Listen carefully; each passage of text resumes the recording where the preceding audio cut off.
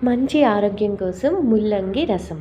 So, ఈరోజు ముల్లంగి కొంచెం గొంతు దురదగా అనిపిస్తది రసం తాగుతుంటే. సో, అందుకని కొత్తిమీర ఎక్కువ వేసుకొని, ముల్లంగితో కలిపి అల్లం కూడా వేసుకొని, ఈ నిమ్మకాయ రసం అనేది కలుపుకోవాలనమాట.